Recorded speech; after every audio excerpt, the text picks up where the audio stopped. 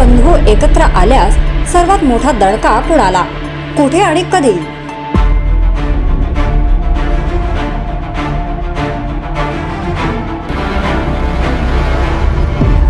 मनसे अध्यक्ष राज ठाकरे आणि शिवसेना उद्धव बाळासाहेब ठाकरे पक्षाचे प्रमुख उद्धव ठाकरे यांच्या विधानांनी पुन्हा एकदा महाराष्ट्राच्या राजकीय वर्तुळात खळबळ उडवून दिली आहे. दोघांनीही राजकीय व्यासपीठावर खुर्चीला खुर्ची लावून बसण्यासाठी एक पाऊल पुढे टाकले आहे. सोप्या भाषेत दोघांनी जुनी किरकोळ भांडणं विसरून एकत्र येण्याबाबत सूचक विधान केलंय.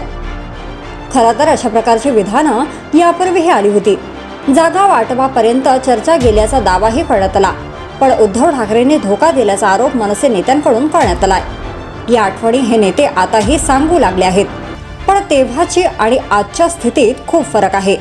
हे दोघेही भाऊ एकत्र आल्यास काय होईल याचा काहींनी घेतलेला धसकाच सर्व काही सांगतो.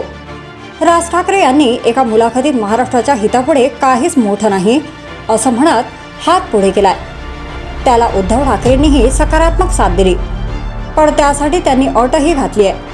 आता ती अट राज मान्य करणार की नाही, दोन्ही बंधू एकत्रित येणार की नाही या चर्चा पुढील काही दिवस झडतच राहतील. पण खरंच हे दोघे बंधू एकत्र आले तर याचे महाराष्ट्राच्या राजकारणात कसे पडसाद उमटतील याचा उहापोह सुरू झालाय. याला सर्वात मोठे कारण म्हणजे मुंबई महापालिकेची निवडणूक. मुंबई महापालिकेवर अनेक वर्षांपासून शिवसेनेची निर्विवाद सत्ता आहे, पण या सत्तेमध्ये भाजपचाही वाटा होता. यावेळची परिस्थिती विपरीत आहे. शिवसेनेचे दोन तुकडे झाले आहेत. ठाकरे पुन्हा भाजपशी हातमिळवणी करण्याची सुतराम शक्यता नाही. भाजप आणि उपमुख्यमंत्री एकनाथ शिंदे यांची युती आहे. दुसरीकडे राष्ट्रवादी काँग्रेसमध्येही फूट पडली असून उपमुख्यमंत्री अजित पवारही भाजपसोबत गेले आहेत. तर उद्धव ठाकरे सध्या तरी काँग्रेस आणि शरद पवारांच्या राष्ट्रवादी सोबत आहेत. उरली फक्त मनसे सध्या तरी कोणत्याही पक्षासोबत आघाडी केलेली नाही. मागील निवडणुकीचा इतिहास पाहिला तर शिवसेना 84 जागांसह मोठा पक्ष ठरला होता. त्यावेळी पक्षात फूट पडली नव्हती. त्या खालोखाल भाजप 82 जागांसह दुसऱ्या तर काँग्रेस 31 जागांसह तिसऱ्या क्रमांकावर होती. त्यानंतर इतर छोटे पक्ष अपक्षांचे 14 नगरसेवक निवडून आले होते. राष्ट्रवादी काँग्रेसला 9 आणि मनसेला 7 जागांवर समाधान मानावे लागले होते. 2012च्या निवडणुकीच्या तुलनेत 2017मध्ये शिवसेनेच्या जागा किंचित वाढल्या होत्या.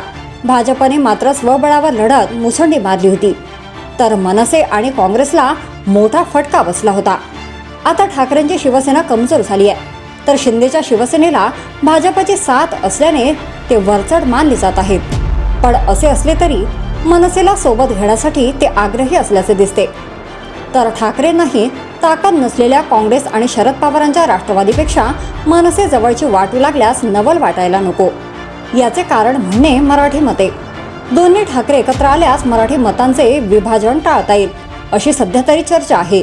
हिंदी म्हणजे उत्तर भारतीय मते मोठ्या प्रमाणात भाजपकडे म्हणजे महायुतीकडे जाऊ शकतात. ती कसर ठाकरे बंधूंची युती मराठी मतांमधून भरून काढू शकते. असे झाल्यास भाजपसह शिंदेंनाही फटका बसू शकतो. जर तुम्ही अजूनही यूट्यूब चॅनलला सबस्क्राईब केलं नसेल तर ते लगेच सबस्क्राईब करा.